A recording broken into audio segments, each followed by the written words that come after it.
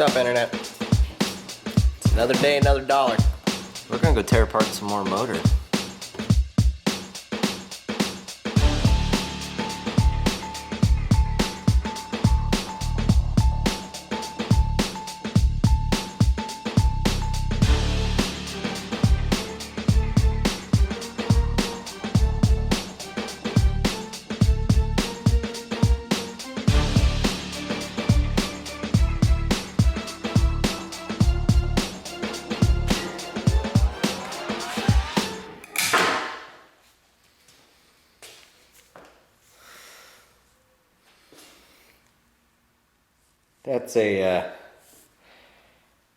That's a problem.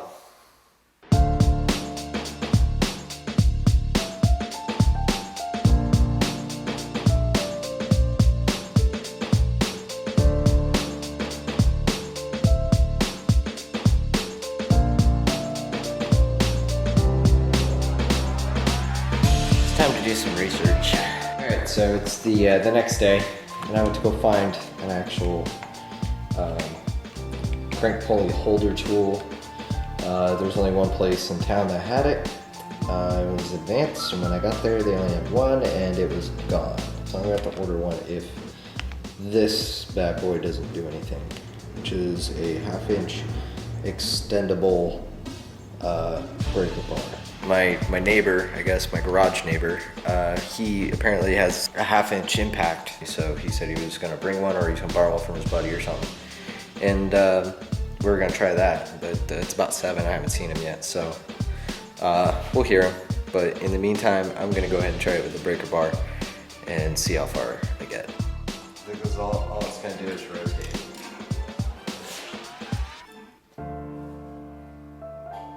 Well, that was short-lived.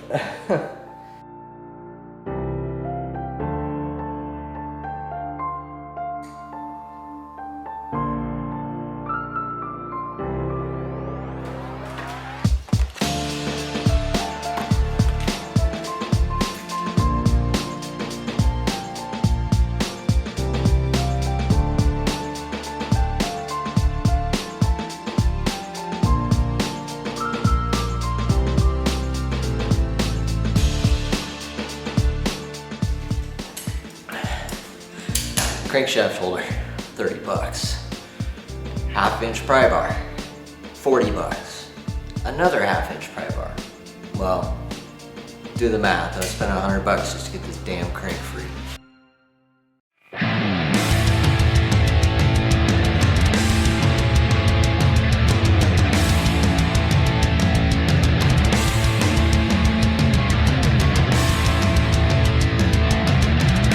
Take 345 a week later. Okay, ready? Yeah. Sure? Yeah. Okay, because it's going to be like 260 pounds now. Okay. Send it! Sure? Yeah, go for it. Positive. Positive. I'm just bending the living crap out of it. Max it out. This is ridiculous. Alright, ready? I can't tell if it's good.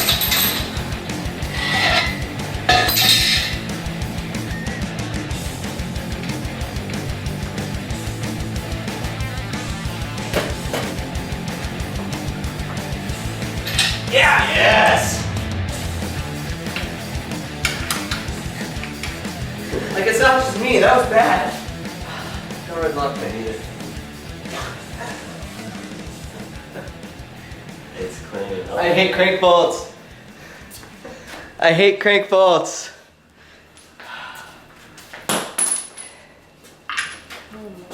Well, at least you know once you get it in, it's not coming off. Yeah.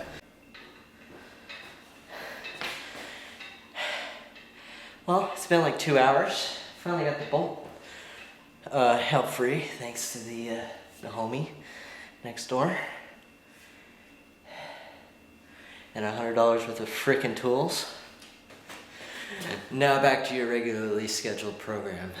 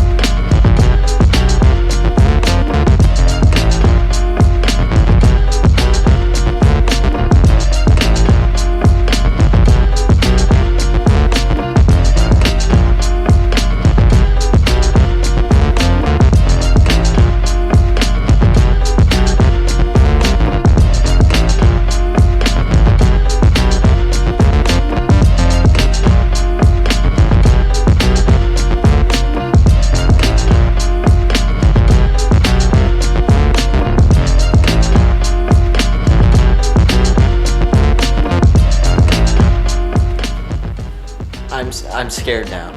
I'm legitimately scared now. This does not look freaking good. Let me show you. Okay, so if you look right here, this is your chain tensioner on a K-series, okay? Now, if you watch as I move this, it gets tighter. As I move it the other way, right? Oops. So what does that mean? Chain tensioner failure.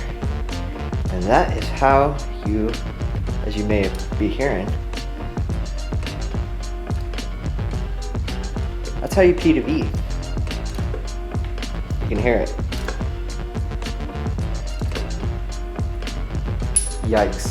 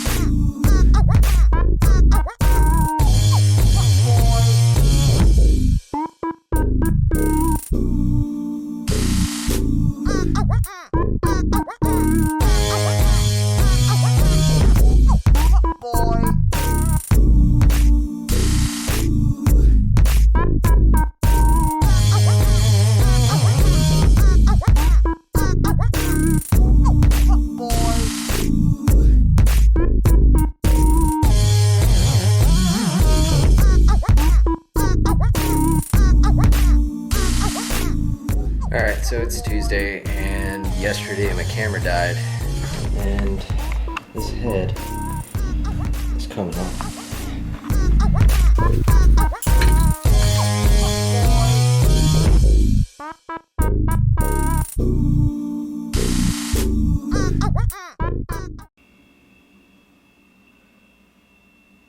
There it is, and I have lots to report. In one of the clips, I was nervous about the chain tensioner. When I was cranking it, it was obviously loose, and I was afraid of piston to head or piston valve contact. Happy to report that is not the case. So this is the new head. The old head is sitting right there. This is the ported and polished one, which I've actually been able to confirm now. It actually is ported. So the valves are pretty much in a similar state. They're actually a little bit better on this side, but there's no dinging, no whatever. I mean, they're kind of disgusting and need cleaning, but we're not going to be using this head for this motor project. But it is a good head, which is what my major concern was. And in case you're just now tuning in, the cause of this motor failing was this guy. So my expert analysis say, let me switch. My expert analysis says that it spun a bearing. It wore thin because of oil starvation or, lack of changing oil, and yeah, I mean, it turned it into, condensed glitter. We got a good block this time, even with the rod knock. You can see the cylinders in here are like glass, other than the little bit of oil residue down at the bottom down there. But you can see how much smoother that one is, this one. I mean, they're glassy all through and through, which is exactly what I was looking for. There's no major divots, no grooves, no grinds, I mean, there's a little tiny bit, but that's just because of the pistons. Considering this was like an oil-starved motor, this will be a perfect candidate, I believe, for exactly what I need it for. Even the water jackets down in there don't look too shabby. There's a little bit of residue from what looks like a like a rusted radiator, but that should clean up perfectly fine. This is a much better motor. The next step is we got to take the girdle out, take the crank out, and finish tearing apart the block, and then send it all to machine work. So we got to send that, we got to send the head, all the valve train components, we got to send a set of that to get it all cleaned and inspected, and hopefully use all this nonsense of K-series stuff to build one good K-series K20A2 built for boost. So that's kind of the plan. We're looking at a couple of weeks maybe. I'm not sure how long it'll take them to machine. I'm still kind of looking for a shop. And in case you didn't notice, in case I haven't mentioned it on video yet, if you pay attention to Facebook, I added this little temperature sender here, which is a Raspberry Pi Zero wireless with a temp probe on it, and soldered it all up whenever and made it all talk to the website. So now you can actually see that if you were looking at it right now, it's 99 degrees. All right. Hot as balls in here. Like I said, I'm sweating. Definitely gonna go upstairs and start getting editing. I just want to make a closeout video, just so that everything isn't hanging. If you enjoyed the style of the last two videos, you know, give them a thumbs up, pay them some love. And if you like what we're doing here, make sure you hit the subscribe button, click the bell to be notified when I upload a new video. And if you like it, subscribe, and you know, maybe drop me a comment telling me where you're watching from, because the further it goes, I guess the cooler it is, right?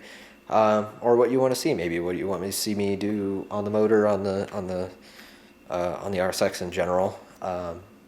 Yeah, and yeah, I think that's about the end of the outro, I think. Yeah, anyways, it's hot. I'm getting out of this garage, so until next time, we'll talk to you later. We'll see you later, and take it easy. I'm a true champion.